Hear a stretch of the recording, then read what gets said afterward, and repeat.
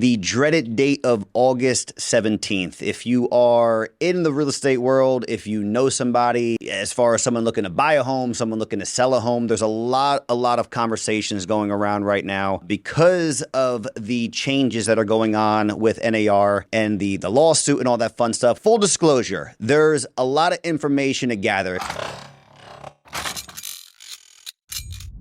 Cool. All right. Welcome back to the Closing with Corey podcast, episode 27. It's been a little bit trying to enjoy the summer a bit, trying to take the kids to the beach, doing all that fun stuff. But I wanted to come back before the dreaded date of August 17th. If you are in the real estate world, if you know somebody, as far as someone looking to buy a home, someone looking to sell a home, there's a lot of conversations going around right now because of the changes that are going on with NAR and the lawsuit and all that fun stuff. We already talked about it on episode 21, so if you haven't done so already, check that out to kind of see what exactly we're talking about. Full disclosure, there's a lot of information to gather. If you have any questions regarding this settlement and the changes that are kind of coming into place as of August 17th, go to NAR's website and be able to, get all the information that you possibly can, because I don't want to talk outside of the realm of the information that I have. But most importantly, at least to what I think and my own personal thoughts on this, is that there's two main changes that are going to be happening on August 17th, and those are what I want to focus on for today's episode. The first of which is that the offers of compensation relating to a buyer's agent can no longer be shown on the MLS. So right now, just to kind of get an idea, the MLS is a multiple listing system or service. Agents that are representing buyers can go on there. They can do things like, get the property information, get seller's disclosures, get tax information. All of the information regarding the property itself is located normally on the MLS. There's a section on there that is for agents, and that's going to showcase what the compensation is, whether it's 2%, 2.5%, 3%, and then there's going to be a deduction of the MLS fee. So right now, that's going to be the spot where that commission that essentially is being offered from the seller. Now, when a seller's agent meets with a seller, they're going to discuss on what the commission is going to be. Once they come to terms with it, then they're going to be able to then promote that onto the MLS. So you can't do that anymore. That's going to be one of the biggest changes, and we'll kind of talk about how that's going to affect things and affect buyer's agents and kind of change the way that things are negotiated and talked about. The second thing is that now agents that are working with a buyer are going to need to enter a written agreement before touring a home. That's probably the most important part of that sentence, is before touring a home. Ahead of August 17th, NAR encourages all members to address form changes prepared to educate real estate professionals and consumers, yada, yada, yada. Again, questions-wise regarding the entire settlement, regarding other information, this is the only two things that I'm going to be talking about today, is going to be the compensation, how that changes things, and the agents working with the buyer. Real quick, briefly on the offer compensation. Yeah, these are going to be the two things that I'm going to be focusing on in this episode. First and foremost, let's talk about, real quick, the offers of compensation being prohibited on the MLS and kind of how that affects things. I think it's going to affect things in the sense to where it's honestly going to just make things a little bit more complicated when buyer's agents are speaking to seller's agents, because just because the compensation can't be shown on the MLS does not mean that a seller cannot offer compensation in other forms to a buyer's agent. This is going to be confusing because I'm even confused about this. There's something called a seller's concession. Back in the good old days when buyers kind of had a little bit of leg as far as negotiating, let's say for inspection items, and they wanted to get money back, whether there was, they needed a new roof or something, so they needed a $15,000 credit. What they could potentially do is they can do a seller's concession towards that, and that's the way that they can kind of be compensated for that $15,000. Also, too, buyers used to be able to offer a certain amount. Let's say they offered $525,000 with a $15,000 going, $15,000 seller's concession going towards closing costs. What does that mean? Is that even though the offer was $525,000, essentially it's really only $510,000 can because they're utilizing $15,000 to be brought back to the buyers to be able to pay off closing costs and do things that they need to do. Sellers can still offer this compensation. It's going to be based off of what their agreement is going to be, what they're obviously going to be okay with and what they negotiate. And then it's just going to be figured out as far as how they can showcase that. As of right now, from my understanding, it's going to be the conversation that a buyer's agent is having with the seller's agent to say, hey, are they offering any compensation? What is it? X, Y, and Z. That still needs to be figured out. Again, that goes into play August. All of this goes into play August 17th. So I'm sure that as the time is closer and closer, there's going to be stipulations as far as what you can and can't do. But it's been pretty clear that what you cannot do is showcase or offer any type of compensation through the MLS. It's going to have to be through conversations, through websites, through other means outside of the MLS. Nothing showing compensation for the buyer's agent can be put on there. That being aside, the other big one, and this one, you can feel however you feel about it. I think that it is only going to potentially cause a hiccup for some buyer's agents. Myself, I work with a lot of buyers. I work with a lot of sellers. I think that this will be something that will be integrated. I know that they've been trying to do this for a very, very long time.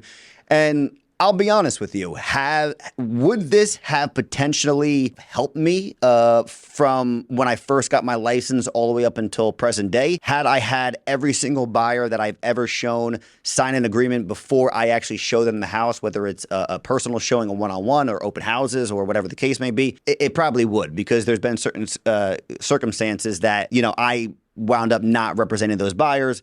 That's another story. I do think that it's very tough. My approach when I'm working with buyers is not to give them an agreement prior to showing houses or give them an agreement prior to even kind of getting to know what they're looking for and say, hey, sign this agreement or I can't show you houses, I can't do anything. That's just the approach that I have, but we're going to have to start implementing that as of August 17th. So what I did is I have Coldwell Banker's non-exclusive buyer agency agreement that I want to go through very briefly as far as what I think is the most important. Obviously, the whole thing is important, and I would be able to go over this in depth and a lot more thoroughly with any buyers. But I kind of just want to let you know and showcase as far as what this is going to be. So what these new provisions are trying to say is that as of August 17th, I'm going to have a buyer sign this prior to going and seeing any houses. So let me just do a little reading for you. It starts off with obviously stating who the buyers are and then obviously stating who the individual agent is going to be. The first part of it is going to be engagement. It says that you, the buyer, hereby retain Coldwell Banker Realty for the purpose of assisting you in finding, negotiating, and purchasing a property satisfactory to you. Pretty self-explanatory. This agreement only applies to identified properties. And here's where it gets a little bit tricky. Identified properties is in quotations. They define identified properties as a property that you are shown, whether in person or virtually, by Coldwell Banker, informed of, directed, or introduced to by a Coldwell Banker, and with respect to any properties about which you inquire of Coldwell Banker or otherwise seek assistance from Coldwell Banker. With respect to any identified properties, you agree to work with Coldwell Banker exclusively and not with any other broker, and you further agree that you will not directly communicate with a seller or the listing agent of the identified property. You are otherwise free to work with other brokers or with no broker with respect to properties that are not identified properties. So long story short, if I'm working with a buyer, I would obviously hope that they would reach out to me about whether it's open houses that they want me to attend with them or properties that they want me to show them or questions. And I get this all the time where a buyer will send me over a property and say, hey, what do you think that this home is worth? Or, hey, what do you think this home is going to go for? Now, if you're looking at this agreement, that's going to fall into the realm of identified properties because it's a property that they're talking about. So it just is going to maybe potentially cause an issue that if I haven't established a relationship yet with a buyer and we're in the beginning stages and just kind of getting a feel for each other and getting to know each other a little bit, if they send me a property and they say, hey, can you give me your opinion on what this could potentially go for? Essentially, I will have to have this signed before I can kind of even talk about it. That's for as far as engagement, that's kind of like the main part. Again, there's more stuff on here. If you want, I can go over a lot more in depth with all the buyers that I'm working with. Secondly, they have as far as term. This is going to be from which date to which date. Now, let's just go over a listing agreement. Listing agreements can be really any term that's agreed upon by the seller and the agent. Typically, you kind of see 3 months or 6 months. So this one has it to where you can put the term of the agreement. If you leave it blank, it's for 180 days, and then it says that it can be extended by mutual agreement, and the terms of this agreement will be deemed automatically extended to include the closing date of any purchase. Basically meaning that if this expires prior to your closing date, it's going to be extended automatically because it's going back to that identified property statement, which means that it's a property that you were helped on. Scope of Coldwell Banker representation. In big, bold letters, it says that you are advised to seek independent professional advice and counsel concerning legal and tax matters and any respect to the condition of any property. Essentially, the scope of Coldwell Banker representation is explaining to you what an agent already does. An agent is going to be there for you, is going to guide you, is going to give you as much information as possible, is going to be in your corner trying to work with you from the way beginning all the way to the closing. And then hopefully if that person does a good job, they're going to then be a reference for you while you own that property for years to come. In there, it's basically saying, we're not an inspector. We're not an attorney. We don't work for the township to have the 100% accurate tax information and all that type of stuff. Just says that we are going to be your agent, and you still need to get professional help through all the other means as far as an attorney, an inspector, all that stuff. Number 4, broker's commission. You acknowledge that the broker's compensation for representing you in connection with a purchase of an identified property is blank % of the purchase price, or which is going to be then a flat fee. You acknowledge and understand that brokerage commissions are not set by law and are fully negotiable. Pretty self-explanatory. That's almost going to be the same wording, I'm assuming, for listing agreements. Now, real quick, just to kind of put out there, this is one of the most updated. Today is May 30th. I believe not May 30th. What's today? The 30th. Yeah, but we're in July, not May. It's been a long couple of weeks, people. It's July 30th. Hopefully by August 1st, definitely before August 17th, Coldwell Banker is also going to have some provisions to this as they are getting information from NAR, and more importantly, how it needs to be presented to the general public, how it needs to be presented to potential buyers. So all of these changes are going to need a little bit of massage time to kind of get used to the changes and what's going on, and I'm sure some adjustments. So as I'm going through this, by all means, I'm just trying to present the information that I have as of today. I'm sure things are going to change tomorrow, the next day, all the way up to August 17th. But those two things which are going to be most important is that compensation can't be shown on the MLS, and that agents that are working with a buyer need to have a signed agreement prior to showing any properties. That's not going to change. Those are going to be the two biggest changes that are going to be going into August 17th. Property search criteria. This is basically just saying that we're going to be setting up a property search for you, which I do for all my buyers, showcasing your needs, the location, where you need to be. I have on here that is highlighted that Coldwell Banker will inform you of all properties that meet your search criteria regardless of any compensation offer, which will provide you with the greatest exposure to available properties, but which may also obligate you to pay all or part of the commission at closing. If you purchase an identified property, that amount that you owe Coldwell Banker under paragraph 5 will be reduced by the amount of compensation offer received by Coldwell Banker on your side of the transaction. Right there is stating that there's a possibility that the selling side could offer compensation, and it just is saying that you are still going to be obligated as far as the compensation if those numbers don't add up, if there's amount over that needs to be paid for the buyer's commission. That's something too that will kind of need to be figured out, because if you're agreeing to X% of the purchase price, but then the seller is offering compensation of X%, and then how those numbers, I'm not even too sure. I don't even want to give my thoughts on that until we start figuring more stuff out. This part is a little bit more interesting as well, though, too. You have an option in your sole discretion to direct Coldwell Banker not to show you properties where you may have an obligation to pay all or part of the commission. Now, sellers, take this one And think about it. Buyers are going to now have the option to say, show me properties only that the seller is offering some compensation for the buyer's agent or all of the compensation. So if it's being put out there to where they are not offering any compensation, buyers are going to have the opportunity to check this off to say, then I don't even want to see it because I'm already, above where I want to be at as far as what the closing costs are going to be. I don't want to add anything else to that, so don't even show me that property. Sellers, take that into consideration when you are having these conversations with your real estate professional and they are saying to you the benefits or the differences as far as, okay, what happens if I do offer or what happens if I don't offer. It's going to go either way. Next part. And then it gets a little bit easier as we go into the second and third pages. This right now is only 3 pages long. It may change after that, but we'll see. You acknowledge and understand that you may include a provision in your purchase offer to the seller that reflects your expectations, if any, regarding the amount of the commission, if any, that you want the seller to pay to Coldwell Banker to reduce or eliminate your obligation under paragraph 5. And if accepted by the seller, you should ensure that the seller's agreement to pay any or part of the commission is included in your final sales contract. What that's saying is that you can then offer, you can still present an offer to a seller, regardless if they are offering commission or not offering commission to buyer's agents. And you can have it be a provision within the contract to say, hey, I'm offering you X amount. This is also going to include, X percent or X amount that's going to be paid out to my buyer's agent at closing.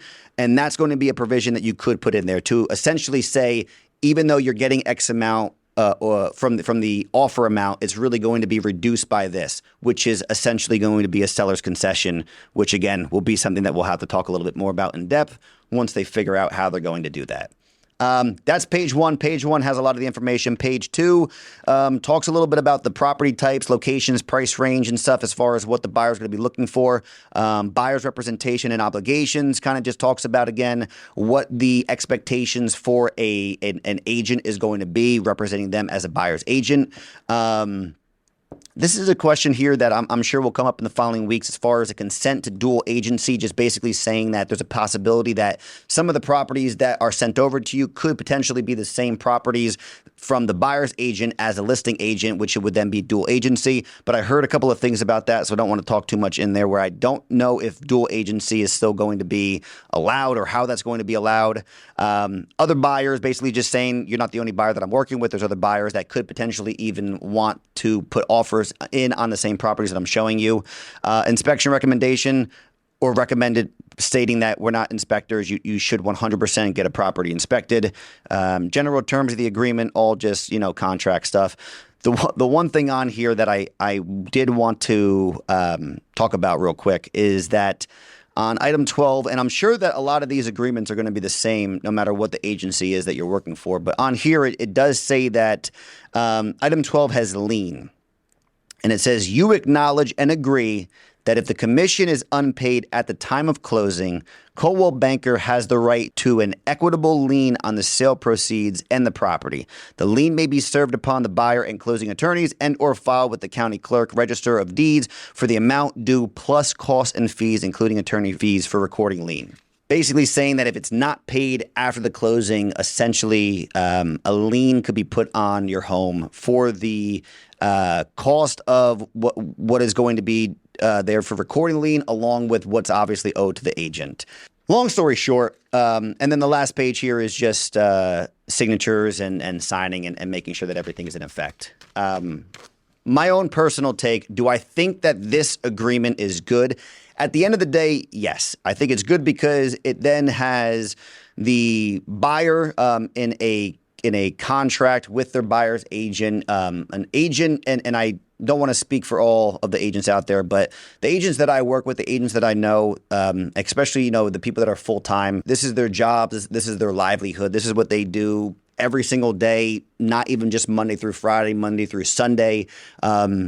if you're an agent, you kind of understand the demand, especially when working with working with buyers, and rightfully so.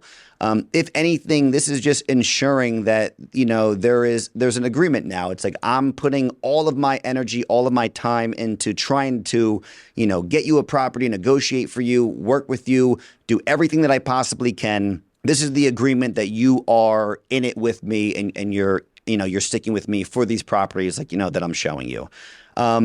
The only, I don't want to say downsides, but the only thing is the idea. I don't know how open houses are going to work. That's another question too that should probably be coming out in the next 2 weeks.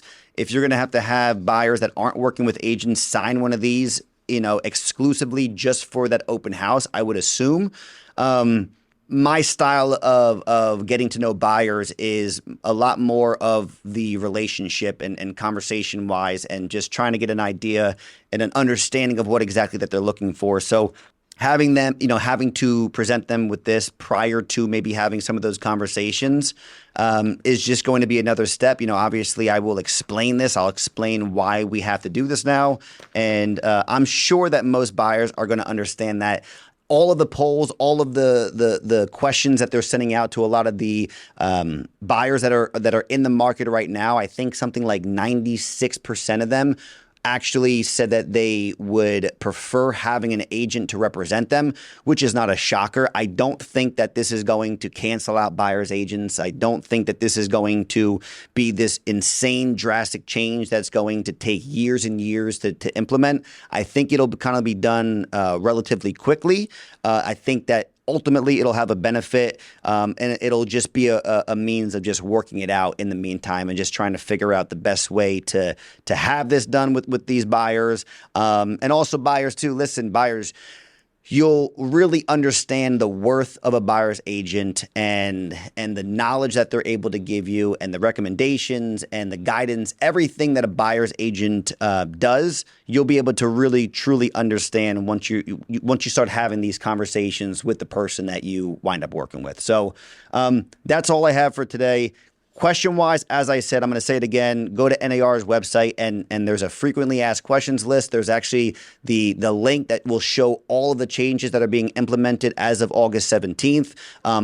It talks about it in depth. It talks about things that were, I think it has some of the corrections as far as what was described one way, but really needs to be fine-tuned.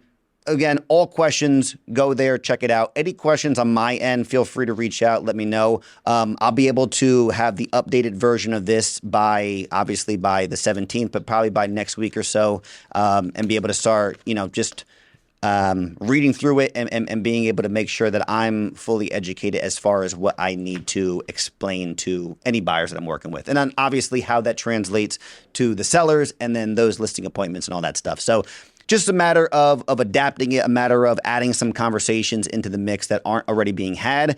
But ultimately, I think that these changes will happen pretty quickly, and will be for a benefit at the end of the day. So again, thank you guys so much. Check out NAR's site if you have any questions. As far as the podcast, as always, subscribe, comment, leave me some suggestions. I'm sure that this one will have a few comments and some talking pieces. So I'm all for it. And yeah, stay tuned. I got some great episodes coming up in the remainder of this year into the fall. We'll be talking with some people regarding commercial real estate, some people staying within the profession, a couple more solo episodes, and then finishing strong for the remainder of 2024. So enjoy the rest of your summer. I'll talk to you guys soon.